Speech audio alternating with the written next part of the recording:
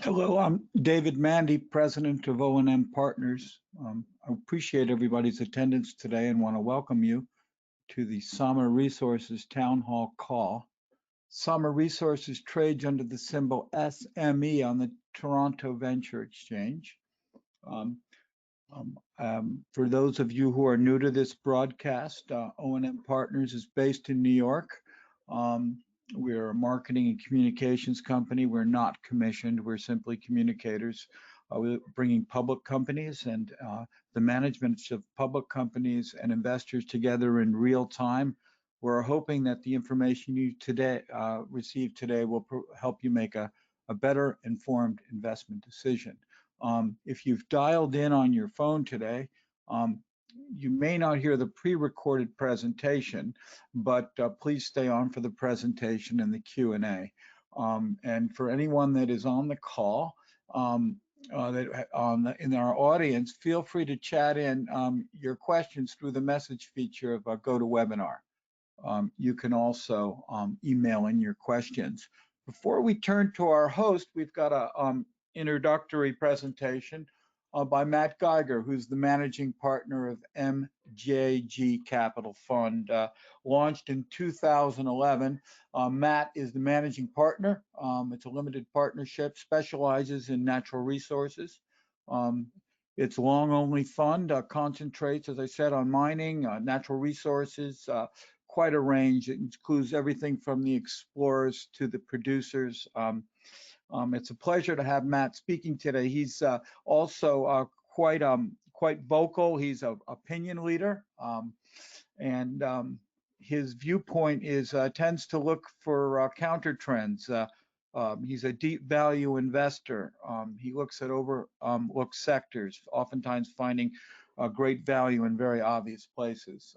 He's a graduate of the Wharton School in University of Pennsylvania, and previously founded a venture-backed technology company in Silicon Valley, which is today valued at $150 million. So on that note, it's a pleasure to turn the call over to Matt.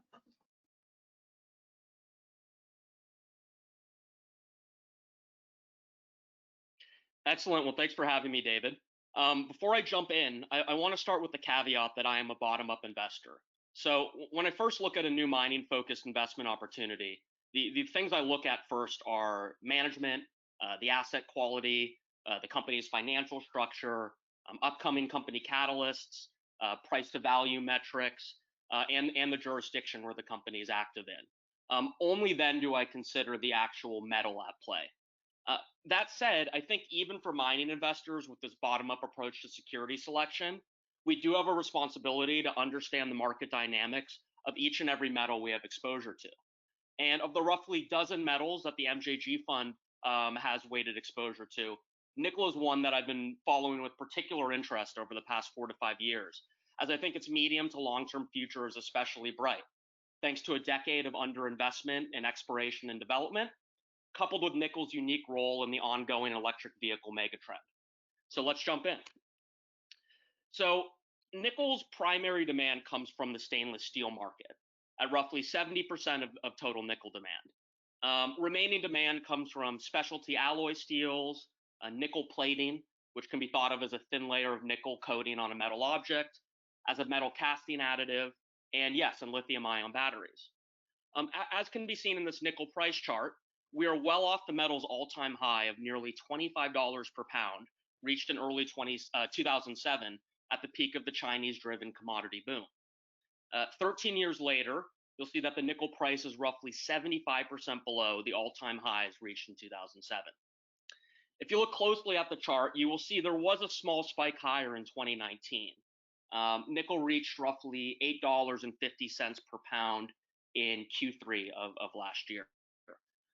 This was due to the Indonesian government announcing in early September that it was banning nickel ore exports from the country starting January 1st, 2020. So this regulation is already in effect. Indonesia's rationale for the export ban was to accelerate the construction of nickel smelters in the country so that Indonesia can sell value-added nickel products versus exporting the raw product to China and letting China create downstream margin. This was big news given that Indonesia is the world's largest producer of nickel, accounting for roughly 25% of global production. However, in the months since this ban was officially announced, the nickel price has declined and given back most of its gains and sits at roughly $5.50, $5.60 per day today. This is due to the supply constraints stemming from the Indonesian ban being outweighed by worries about global economic growth, and then more recently, the impacts of the coronavirus. So, notwithstanding the short-lived bump in the nickel price in 2019, as can be seen in this next chart, it has largely been a lost decade of investment for the nickel industry. This chart shows that expansion and sustaining CapEx figures have dropped steadily from a high of roughly $15 billion in 2008 to a low of $5 billion in 2018, as the nickel price has remained in the doldrum for much of the past 10 years. While I don't have a chart handy, you can be sure that nickel exploration expenditures have seen an even more extreme decline over this period, having almost dried up entirely in the 2013 to 2016 time period. But in the mining industry, the best cure for low prices is low prices.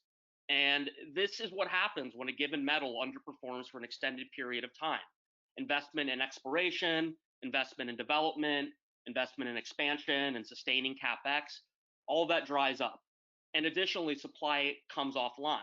And we've seen a recent example of that in the nickel industry when First Quantum shuttered its large Ravensthorpe nickel mine in Western Australia a couple years ago in 2017.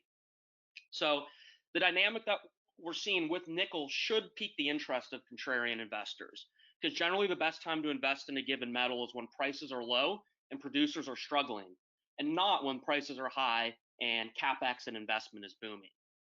Furthermore, because of this lost decade, when the nickel price does begin its next sustained leg higher, the supply response will be delayed, as the cupboard is largely bare for projects that can be quickly put into production. So switching to the demand side of the equation, this chart from Vale demonstrates the structural shift we will see in the nickel market over the next decade due to the electric vehicle megatrend. Vale expects nickel demand for batteries to grow from 3% in 2017, and we're at roughly 5 to 6% today, all the way up to 37% of total nickel demand by 2030. While lithium-ion batteries are used for all sorts of applications across the world, the bulk of this incremental demand increase for nickel will come from electric vehicle batteries. I'm of the opinion that the electric vehicle megatrend is real, as it is being driven partially by consumer choice, but more importantly by government mandate. China has set a goal for 20% of all auto sales to be EV or plug-in by 2025. France has said that it will ban the sale of all new gas and diesel car sales starting in 2040. And just last week, the UK, which is led by a conservative prime minister, of course, Boris Johnson, announced that it would be banning sales of all non-electric vehicles by 2035. This includes gasoline cars, diesel cars, hybrids, and even plug-in hybrid cars. So very aggressive.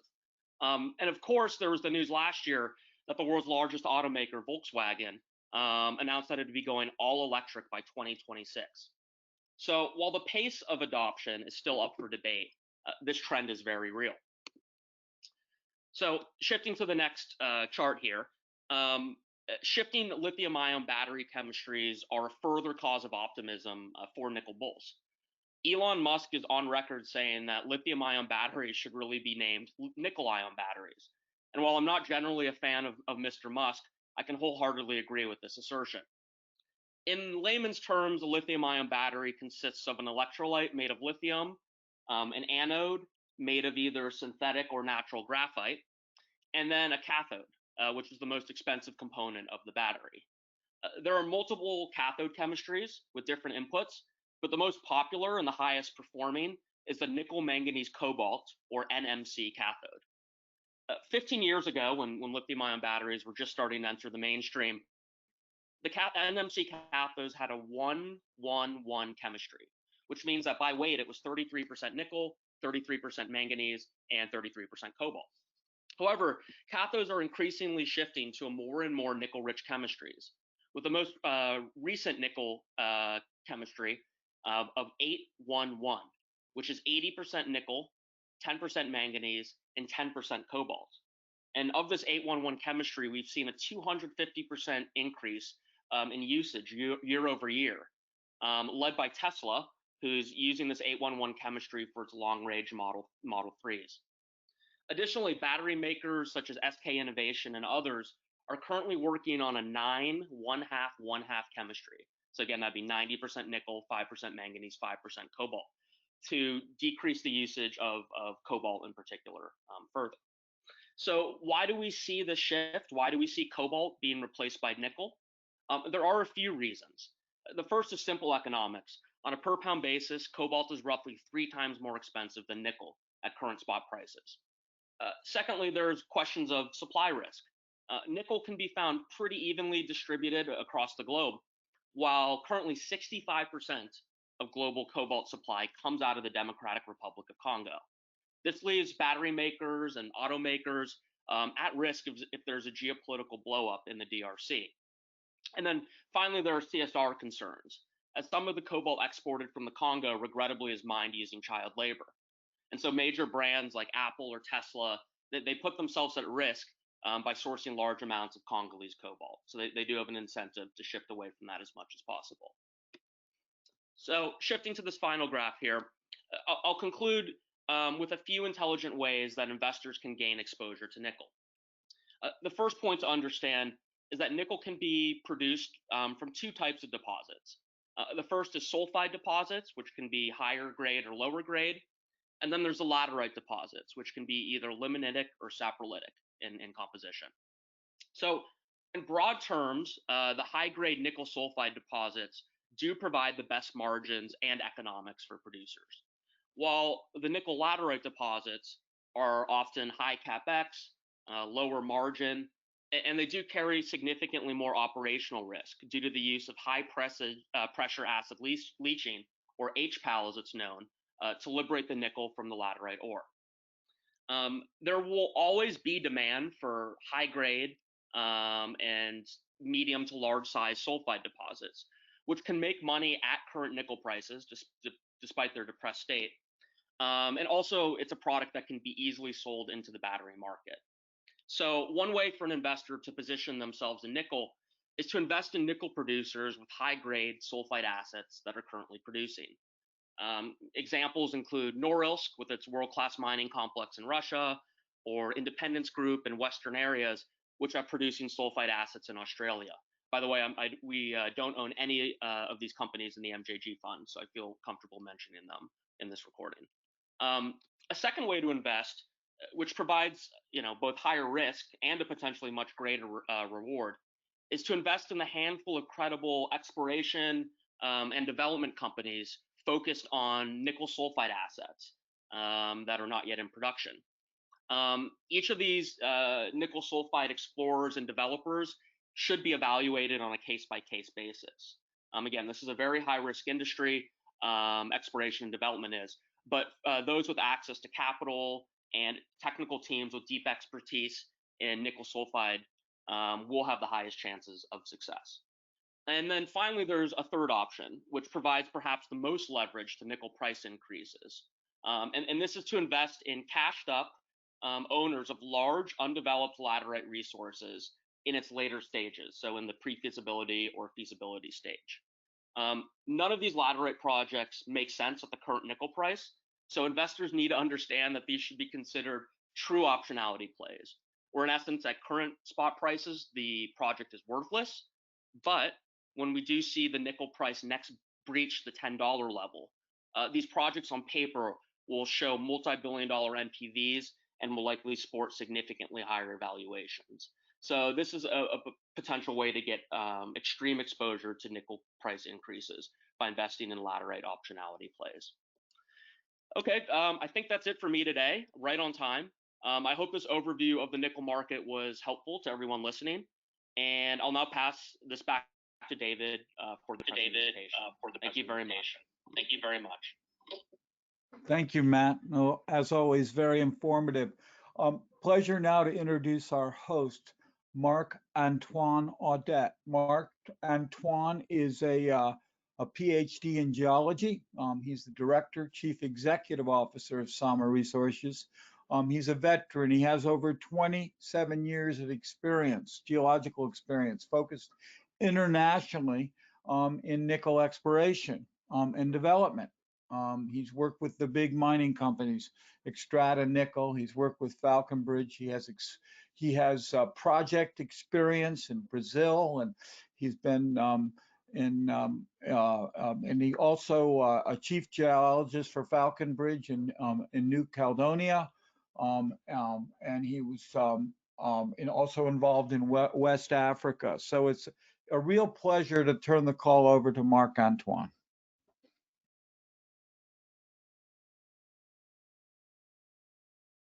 Thank you, Dave, and thank you to everyone to listen to the webinar. It's a real pleasure it's my first time with you, and it's a real pleasure to present Sama Resources. But first of all, I would like to say to anyone and everyone that are actually affected by the coronavirus, all our thoughts goes with your families and to yourself, and also to my sincere thought to all these health workers around the world that really do a great and incredible job around with the situation. Just to let you know that we are operating in West Africa, in Côte d'Ivoire, and they've been kind of affected by the crisis actually, but to the lesser extent than other places in the world. Currently in Abidjan and in the country is about 180 cases of coronavirus, only one death so far. The town of Abidjan has been kind of put under curfew, but there's no stoppage of any industrial activities in the country. So basically we continue working strongly with our drilling equipment. We are currently drilling the targets that we have defined with the Typhoon equipment, which I will show you in a minute. So the work is keep on going, and we hope to have great success, continued success over there. So the first slides, as you see, it's the vision of the area where we are working on. We are on the western side of Côte d'Ivoire, about 600 kilometers from Abidjan. It's right to the border with the Guinea and very close to the triple junction that we have with Liberia. So it's what we have. Sama Resources is actually a joint venture with HPX Exploration, which is the group managed by Robert Friedland. They are investing $30 million in Sama for the next few years, and we are looking at the next. Well, we hope to think that we're going to discover the next huge nickel, copper, palladium sulfide deposit in that part of the world. I have to say that in that part of the world, the nickel has been known for quite some time. It came from the time of Falconbridge.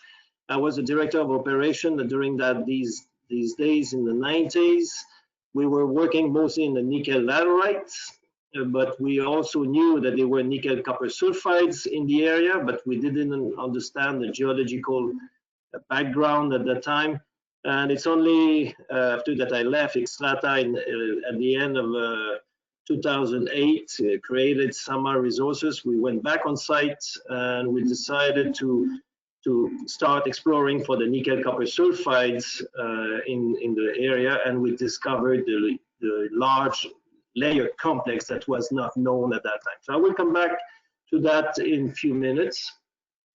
So I think it's good to say that Sama Resources is currently about $30 million company, but you will see through the presentation that we have access to another equivalent of $30 million in cash for exploration from HPX, but also from the fact that we own a significant portion of a graphite play called SRG Mining just across the border in Guinea, discovery that we made in 2012, and it's now shovel ready to go.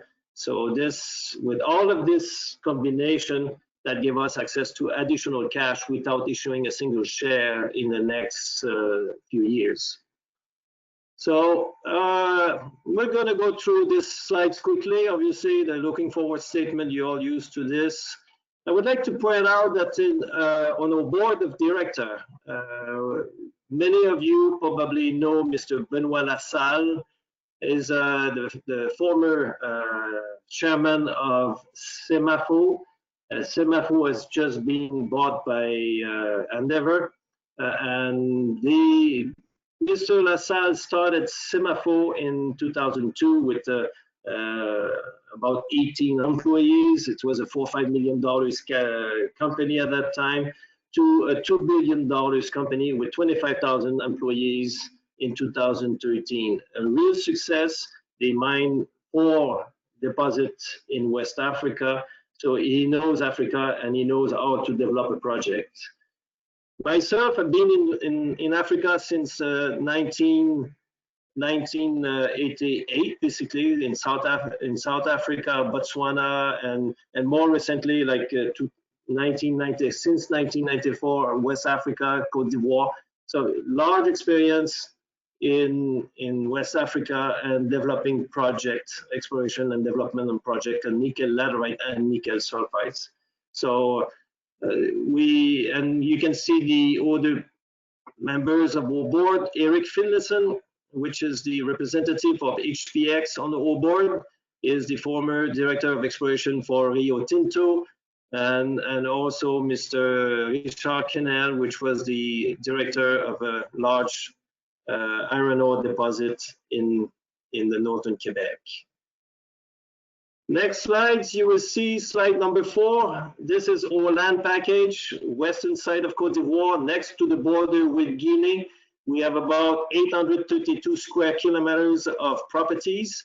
You will see that there's 2 different shades of orange, red and orange. The orange one is the one with the joint venture with the local government-owned agency in Côte d'Ivoire called Sodemi.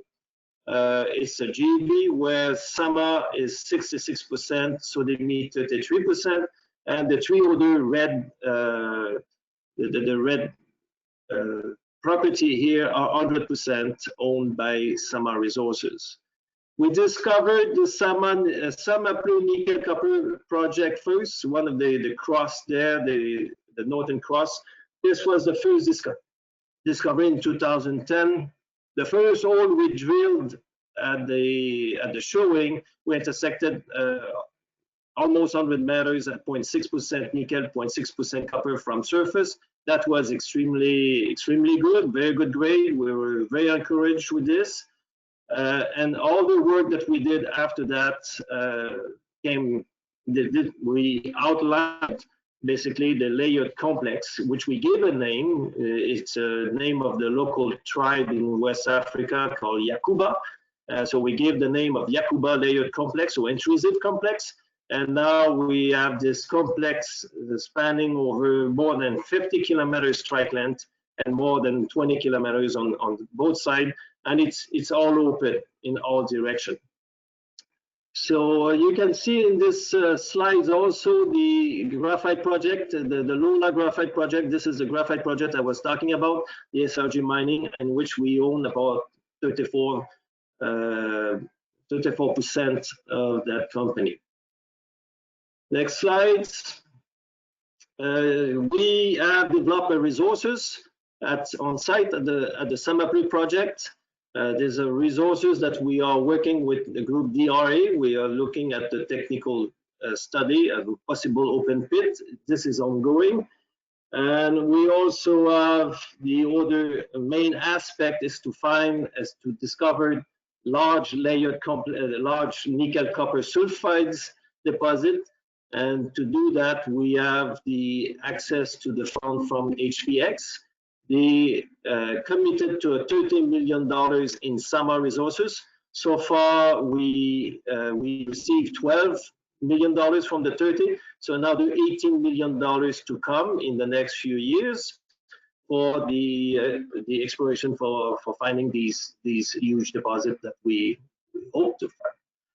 So this year we're going to do about 6,000 meters of drilling. Last year we did several geophysical survey using HPX proprietary technology that we call the Typhoon geophysics. This is a state-of-the-art geophysical survey, the type of equipment. It allows us to see very deep in the cross. In the best of the circumstance, we hope to be able to see down to about 2 kilometers in the cross, which is no other technology can do that at the moment. Realistically, it's always depending on the sites, on the geology, on the resistivity of the rock. So we see usually about 1 to 1.5 kilometers in the cross. So we do have lots of very good targets to go for over the Samapleu deposit, but also along the trend, the 50 kilometers trend that I was talking about. And we have lots of drilling targets to go. So we are doing that as we speak. We're doing that with our own equipment. We have 3 rigs that we own, and we are drilling for about $30, $35 Canadian per meter. So it's very cheap for us to do the drilling. And you will see further down in the presentation some image of the equipment that we have. So we have about 2.5 thousand meters of drilling done since January, and we hope to go more than 6,000 meters for the rest of the year. We have been, you can see this is an image of a trophy that actually we received from the Prime Minister of Ivory Coast when he was in the western side of, in a small town called Ma. We received the first prize for the management of the company in western side of Côte d'Ivoire. So obviously we are very proud of this because it's a clear indication of the implication that we have with the population and the way the government see us.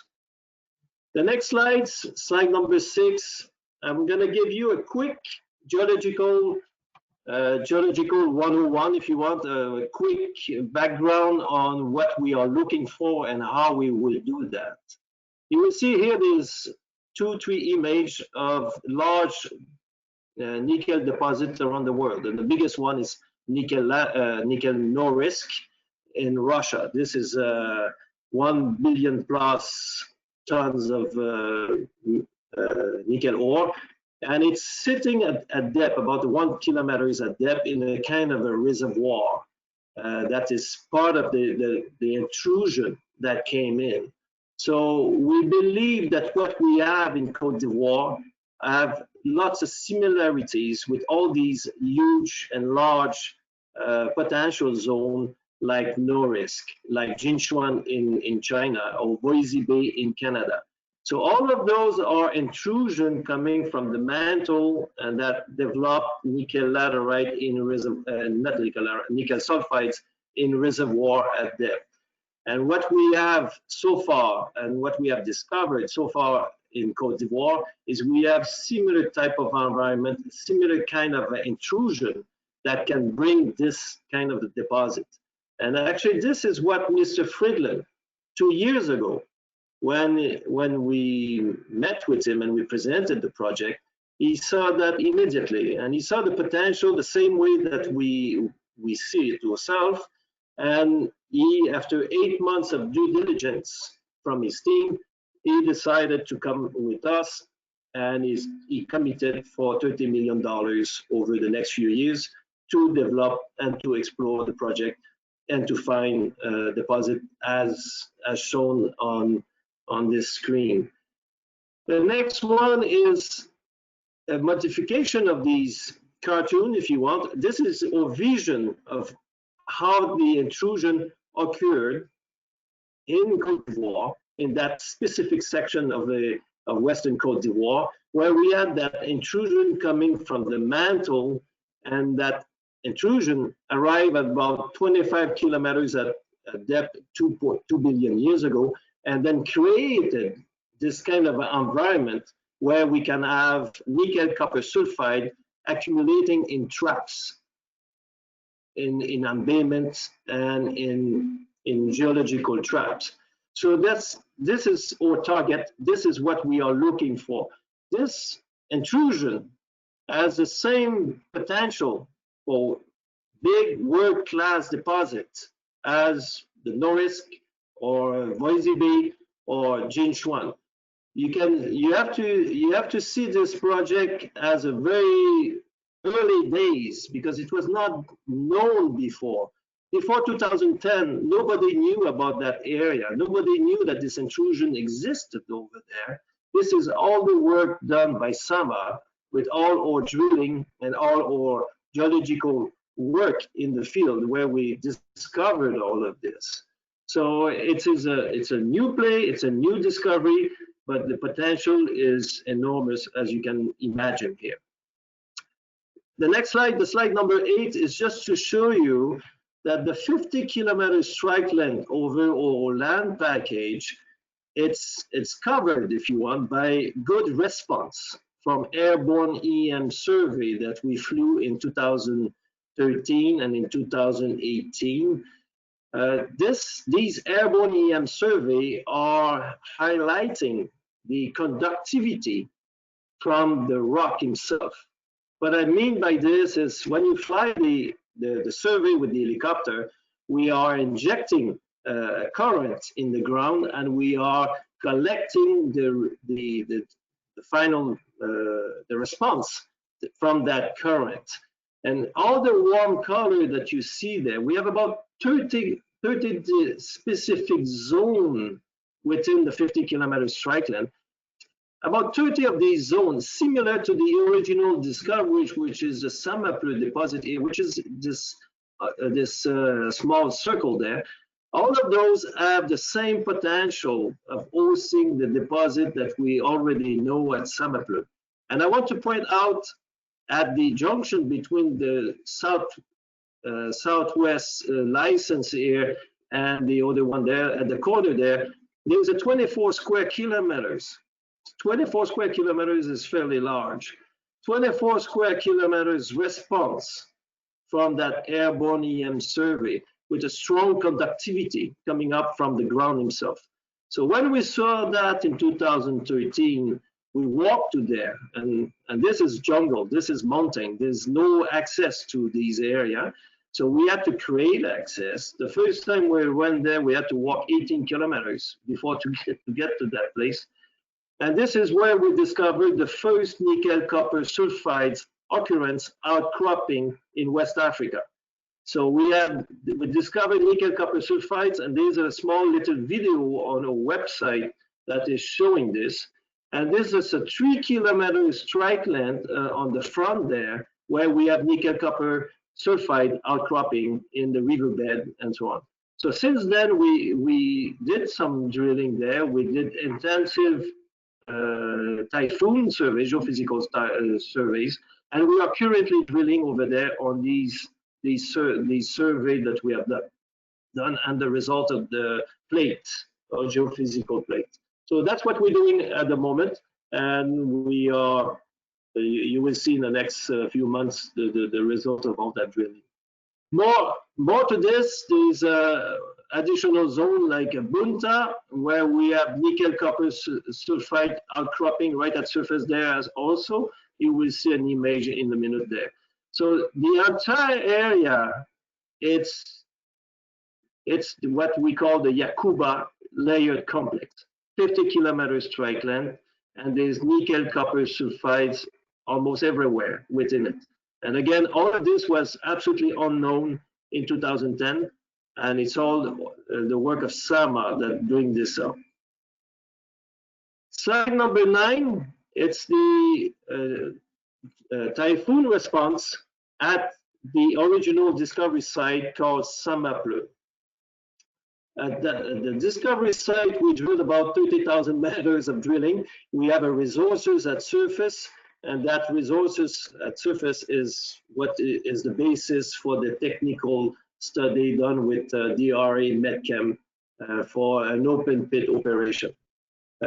As you can see, we have very good response from the typhoon survey. The typhoon survey has been done using a loop, like you can see the rectangular here, the red and blue, and all the warm color are the conductivity response from the typhoon survey.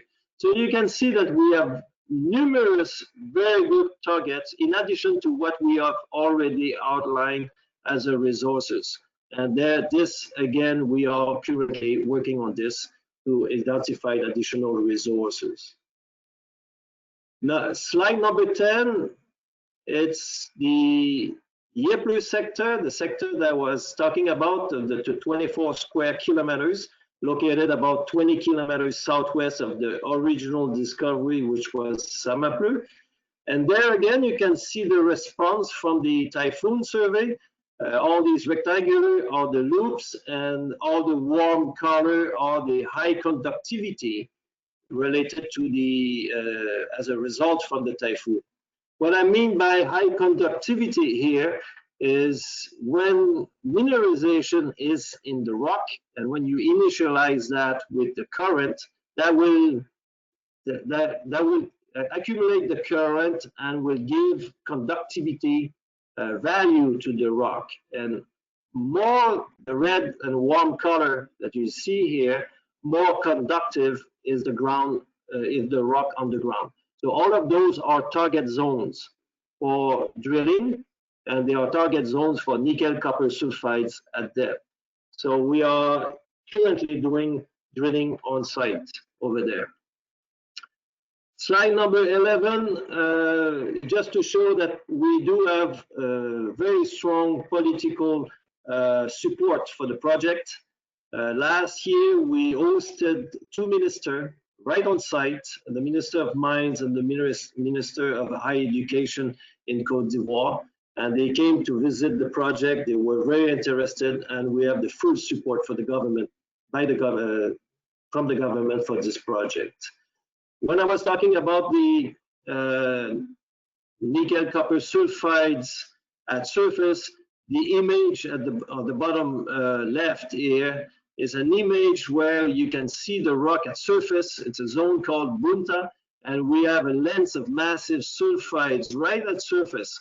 That massive sulfides, it's grading 2% nickel. I'm sure that if we had this outcrop in northern Quebec, that would be the biggest claim rush ever. But we're in the middle of West Africa, so it went a little bit less known. On the other side, the other image is this discovery site at Yepler. That's the discovery site of 2013, where we have nickel-copper sulfides at surface. And we have that outcrop for about 3 kilometers strike length.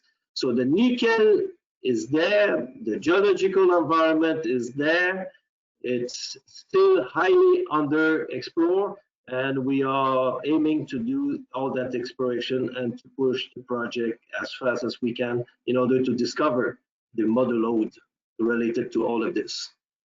What we have as a mean to explore, we are very self-sufficient, and this is the way to operate in West Africa.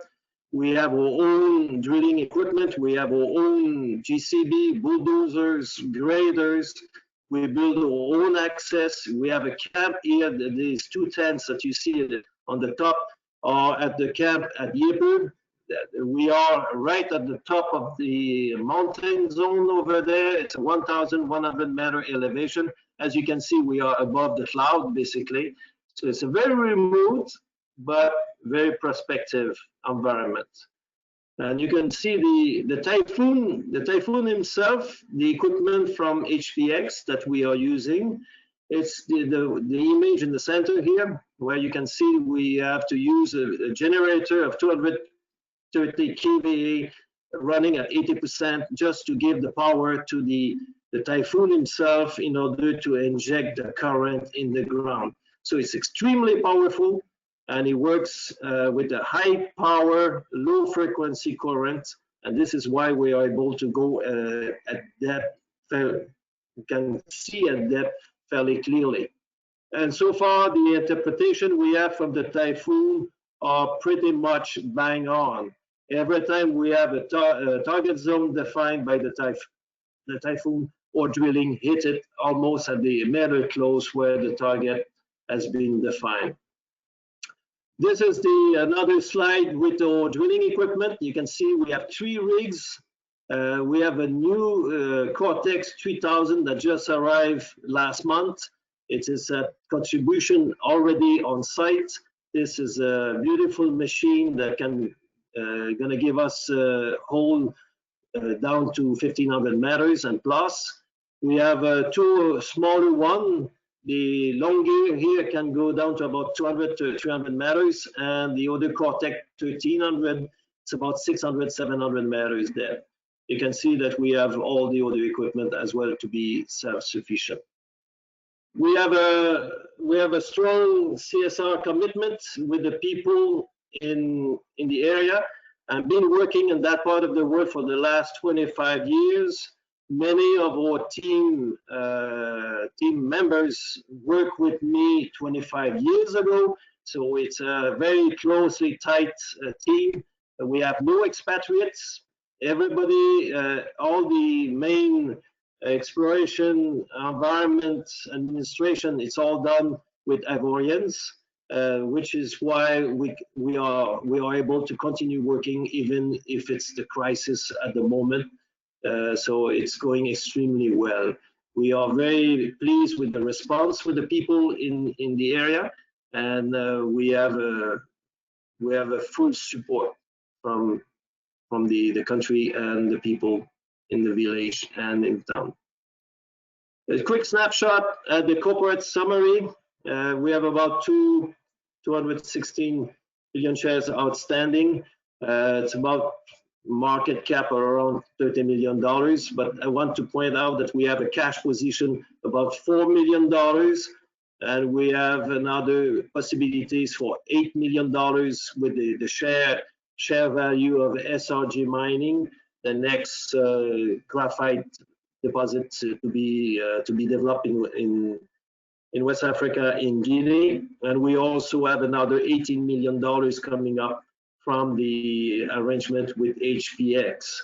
So as you can see, we may be a market cap of $30 million, but we have in treasury, if you want, about $30 million as well, without having to issue any shares. So we are very happy with this. HPX have a 23.1% stake right now with the $12 million initial placement, and MGM, which is a Min Metal China, it's about 7%. They came originally with us in 2012 and 13.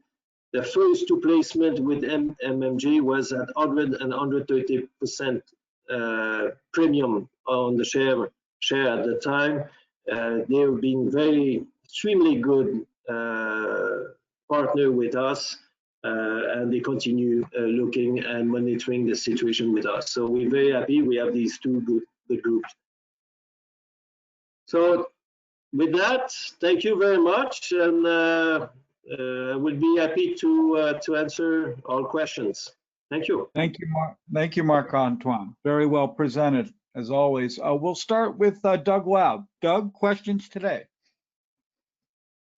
Since you're busily getting started and cruising along, what is the status of the government in Côte d'Ivoire and your permitting processes? Well, there will be election at the end of this year, and there will be election in September or October.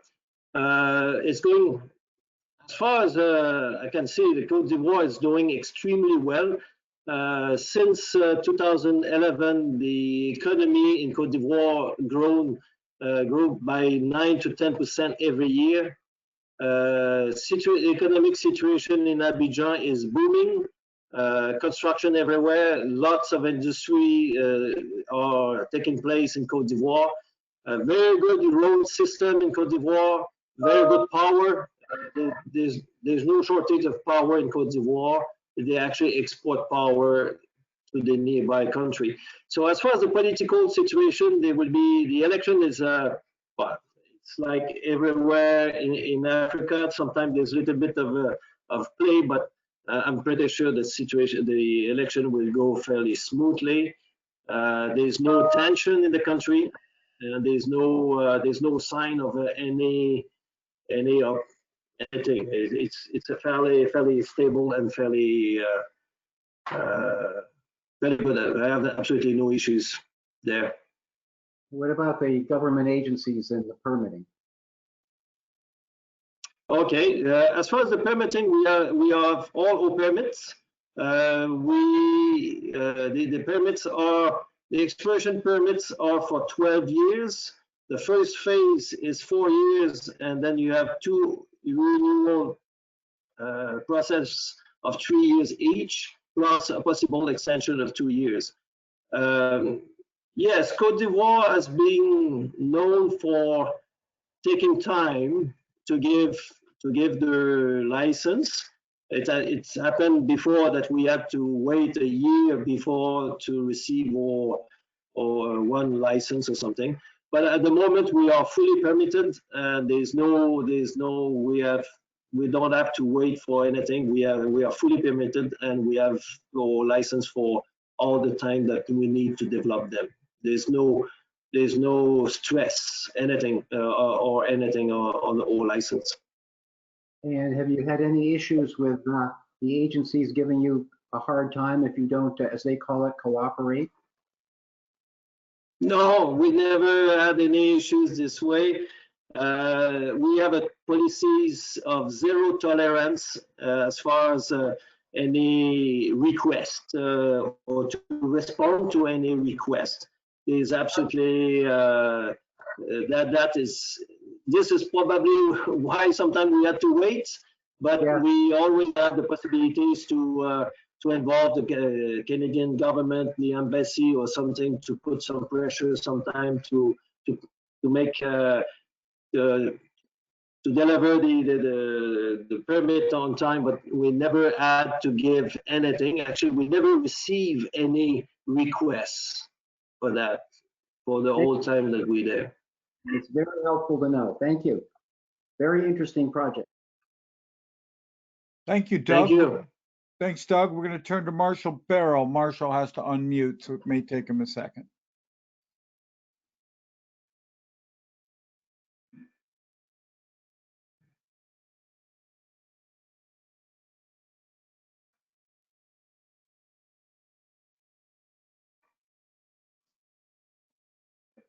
I don't know if you see me, but while we're waiting for the question, I have here, I don't know if you see it, it's a piece of core from the massive sulfides.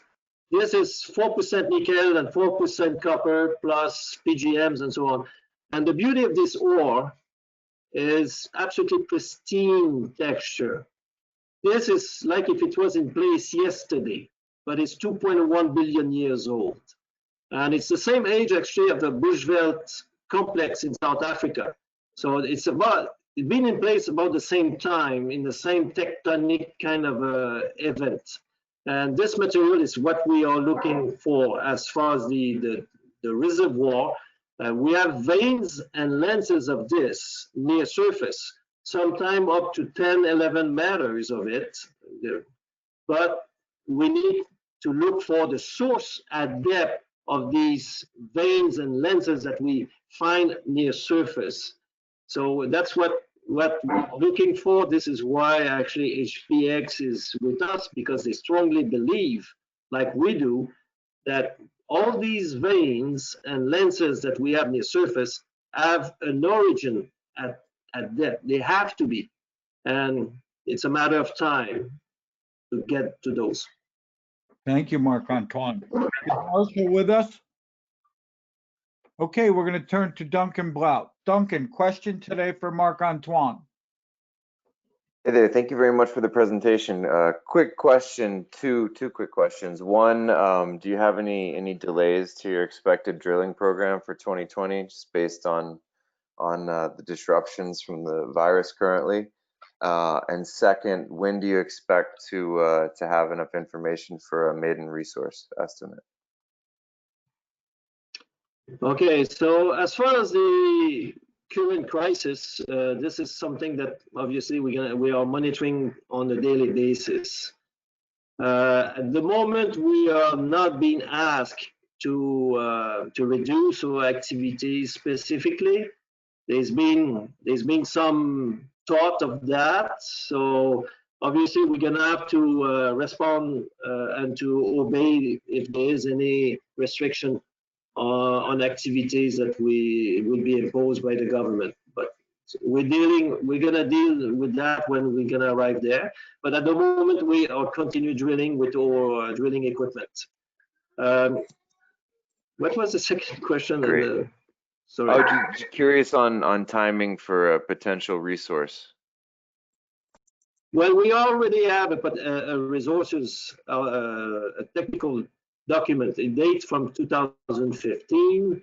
It's the resources for the open pits near surface, but that resources doesn't reflect really the potential for what we are looking at depth, like the massive sulfides reservoir. And it's more or less the low grade material that we see at surface with some stringers of the massive sulfide through it.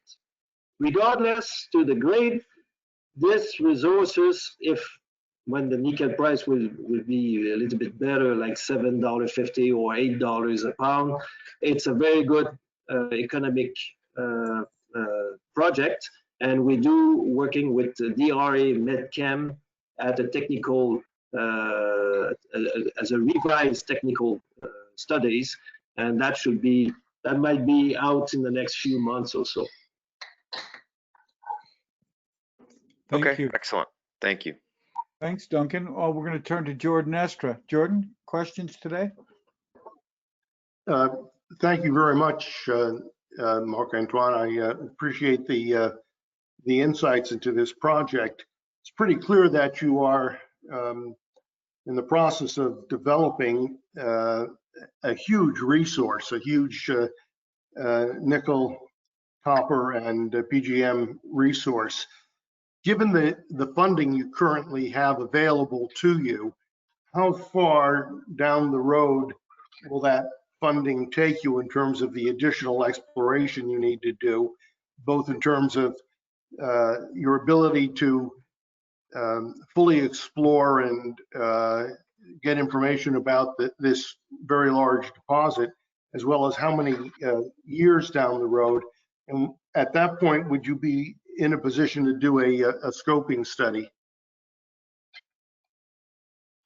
Yeah, the funding from HPX, now that the first $12 million has been done, and we're using that as we speak. The remaining $18 million will be spent in the project, at the project site in Côte d'Ivoire. And that should give us probably a year and a half, depending on results. Obviously, the sooner we're going to be able to hit what we would like to hit, then the money will be spent very, very quickly, because we're going to need drilling, and if the lens is at depth, so deep drilling is expensive. So yes, that money can go very quickly, let's say a year and a half, or if it takes a little bit more time to find the mother lode, then it's going to be for another 2-3 years maybe, which I'm not hoping. I'm hoping we're going to do that quickly than that. But that money is there for a feasible, a good future, like at least a year and a half, and maybe more. But it's all depend on results, and all depend on the success we're going to have with our drilling. The sooner we hit the zone that we are looking for, obviously that's gonna be spent very quickly, because we're gonna have to bring in contractors for drilling, and many holes, many rigs. So that will burn the cash quickly. So after after that money has been spent, after the $30 million been spent, then it would be the both sides to contribute to the project. Okay. How far away do you think even a basic scoping study would be to get a sense of the size of the project in terms of capital requirement and the kind of returns you might be able to get? Well, we have already a scoping study almost ready on the surface geology, the surface resources. But it's not, again, that surface resources is not a reflection really of the full potential of the project. We're really aiming at discovering the mother lode at depth. So that one, the sooner we hit it, then obviously we're going to drill it. As soon as we hit the zone that we expect, we'll see that within maybe 2 years, we're going to need drilling, we're going to need resources, we're going to need environmental study, we're going to need all these peripheral work. So let's say 2 years after the first hit in the real mother lode. Okay, and then one final unrelated question. The last time I was in Abidjan, it was justifiably considered the Paris of Africa. What's the status there now? It's probably back as that.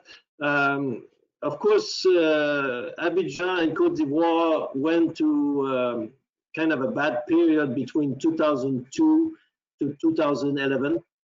So the former president at that time was not able to maintain the status of the country during that period. And after 2011, Mr. Ouattara, the actual president, turned that around and brought back Côte d'Ivoire to the status it should be as one of the engine for the development, the economic development in West Africa. And quite frankly, he succeeded very well. When you go to Abidjan today, it's booming everywhere. It's construction everywhere. You can see the crane everywhere. When you come, I don't know when was the last time you went there, but when you went out of Abidjan, you were already immediately in the countryside. But now, all along the highway, reaching Yamoussoukro, it's all construction, it's all the industrial area now, and it's just non-stop. Every time I go there, I'm surprised to see new industry, new building, new things. So Côte d'Ivoire is booming, and the gold exploration is also booming in Côte d'Ivoire. The mineral exploration is booming. You cannot at this moment find a free zone for exploring for gold. Everything is being taken, and it's they have 4 gold mines, and there's a lot more projects in the pipeline. So the mining industry is one of the key developer for Côte d'Ivoire, and they really want that to develop and to go further. So it's booming. That's certainly good news, and it augurs well for your progress. Thank you. Thanks for the great questions, Jordan. Great to have you on the call. We'll turn to Martin DeBovis. Martin, question today for Marc-Antoine. Yeah, you may have answered this question, but do you have a specific agreement with the government about the paying royalties? And the second question is, will you have to import workers, or can you rely on the local population? So. Okay, so there's the mining code is very clear in Ivory Coast.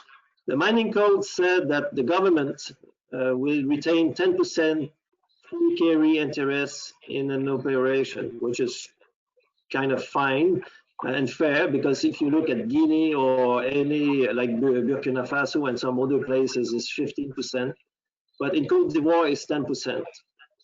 The taxation for corporation is 25%. Again, in other countries around, it's 30, 35%. The royalty on the raw material need to be kind of discussed, because we are not used to the base metal industry. That would be one of the first operation. And the royalty, we should expect something between 2 and 2.5%, which is reasonable as well.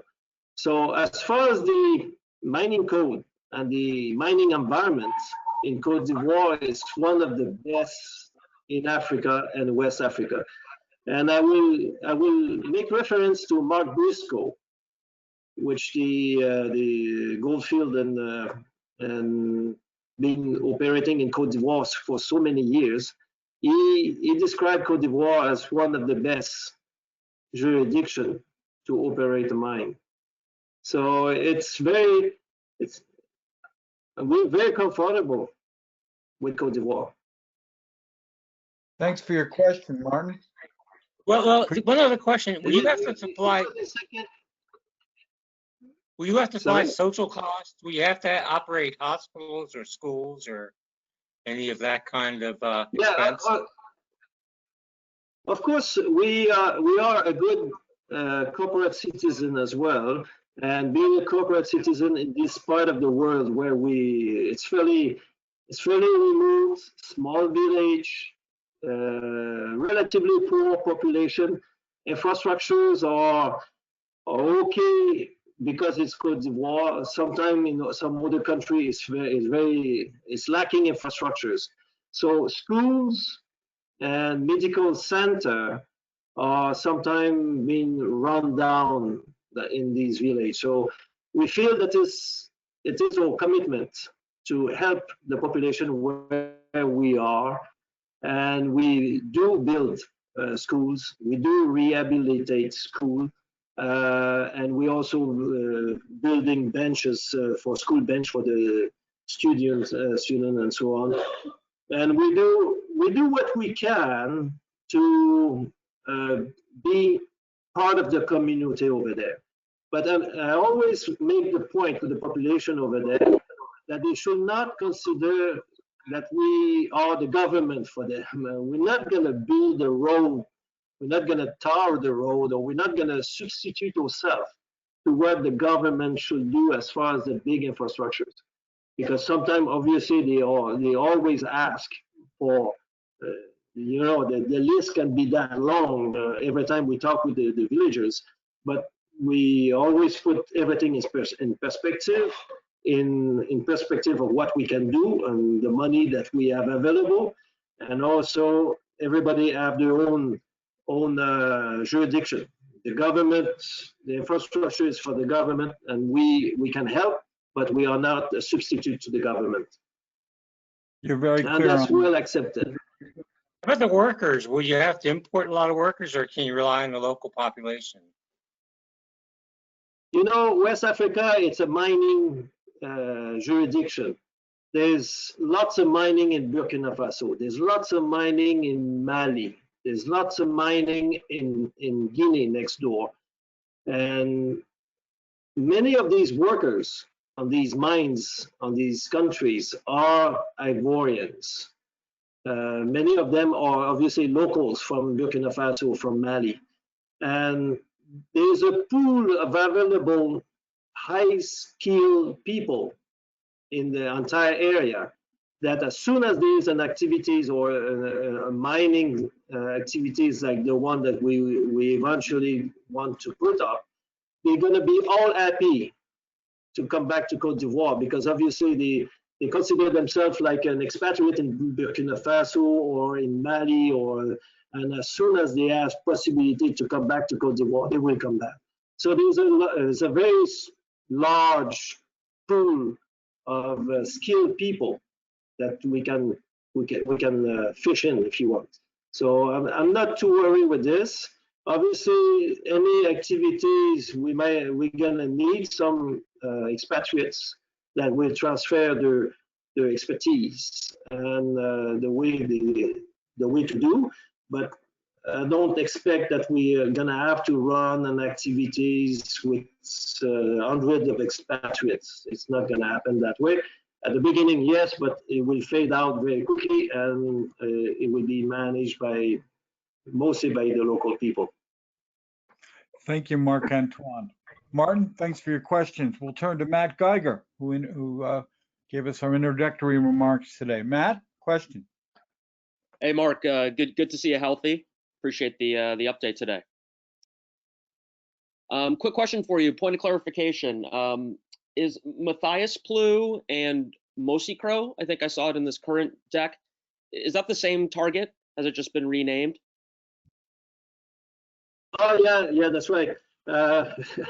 Yeah, we have so many targets that at some point there's been a little confusion. Yeah, the Mosicro target is the target next to the large Yepler. That target is about, I don't know, 3-4 kilometers strike. So that target is one of the next target to go for with the Typhoon survey and eventually with drilling. So we have rebuilt the access to that zone, and we are waiting for the current coronavirus crisis to end in order to be able to have our technician from South Africa to come in and to operate the Typhoon. So yeah, it's a very good target, that one. And do you hope to drill it this year? It sounds like you do, dependent on the Typhoon results. You know, we had unfortunately the technician that was running the Typhoon went back home. Not unfortunately, of course, he had to go back home for his time off.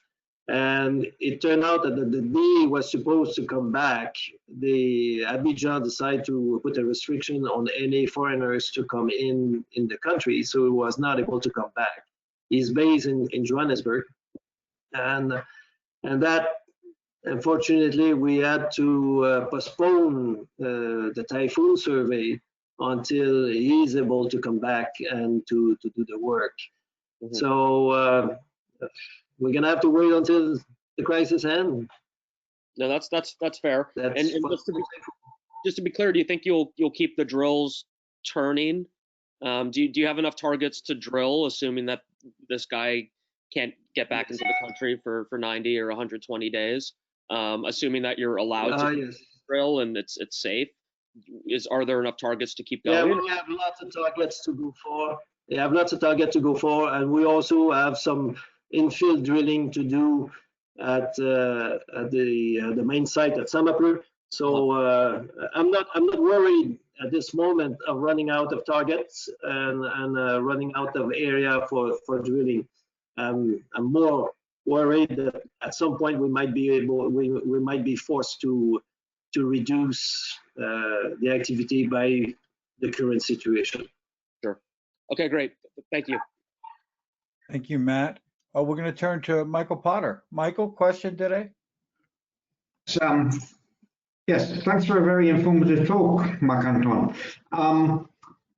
The drilling targets seem to be very dependent on the Typhoon results. What I'd like to know is what sort of information can you get out of those results with respect to the depth and 3D shape of the possible conductive sources, and can you tell from the results whether those sources are actually sulfides or some other type of conductor?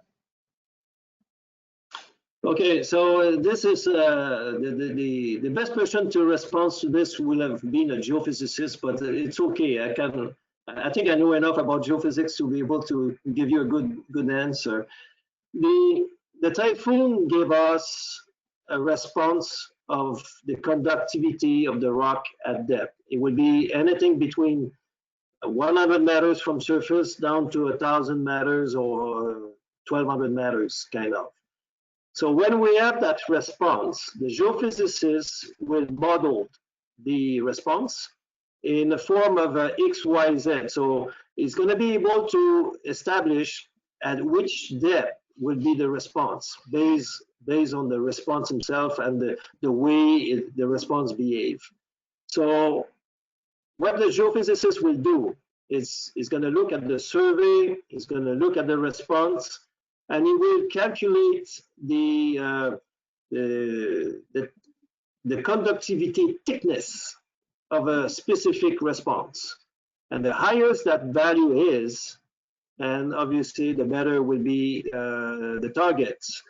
And the target will be the type of mineralization that will respond to this target will be in relation to the intensity of that relation between conductivity thickness. So in our case, with the knowledge that we know from the area now, since we've been there for a couple of years, now we have drilled sufficient holes in targets that we have, and every time we had a good target, we hit mineralization, and the mineralization is nickel-copper sulfides.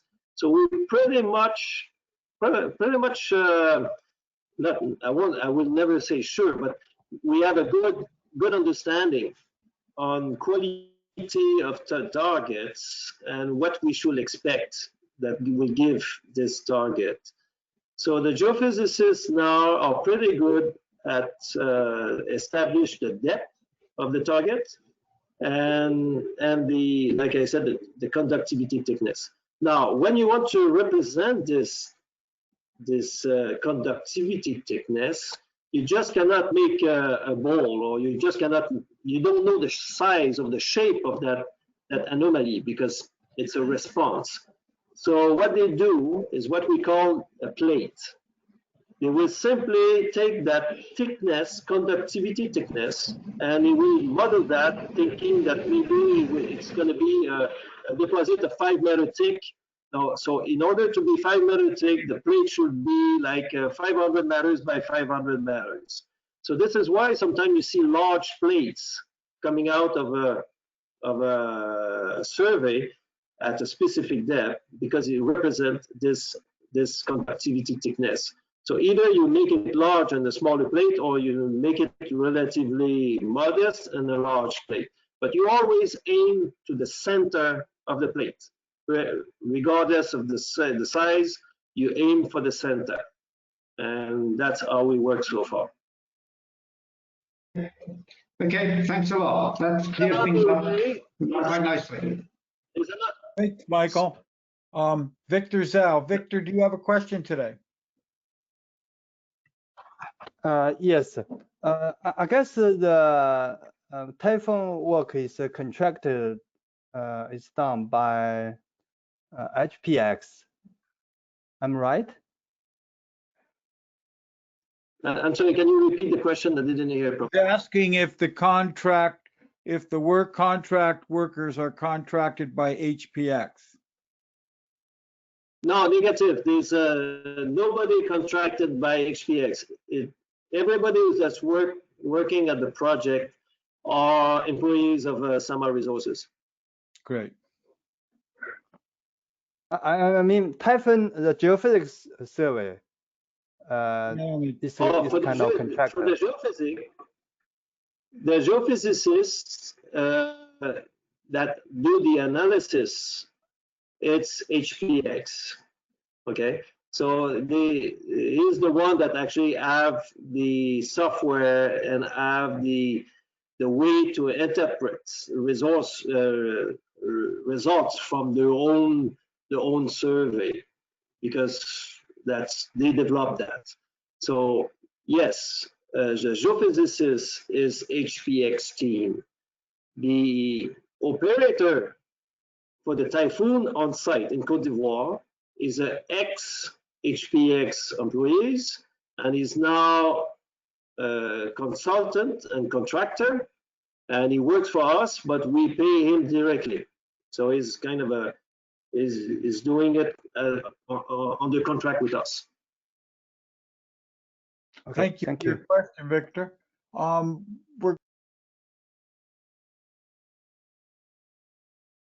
David, you're muted. Oh, I'm sorry, Scott, I was muted. We're going to turn to Scott Edmonds now for questions. Scott, you've got a question? Yeah, we have someone who's raised their hand. Willem Middelkoop, are you able to ask a question, Willem? You might have to unmute yourself. he may be having trouble. Okay, that's not a problem. And before we close, Marshall Farrell, has he gotten on?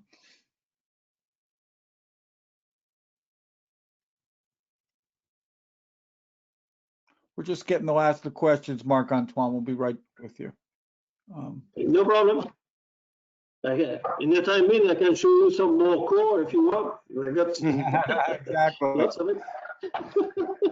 Wonderful. If you want to see what a real copper intersect look like, of course, on the video you might not see it, but this is almost 25% copper in chalcopyrite vein of massive sulfides here.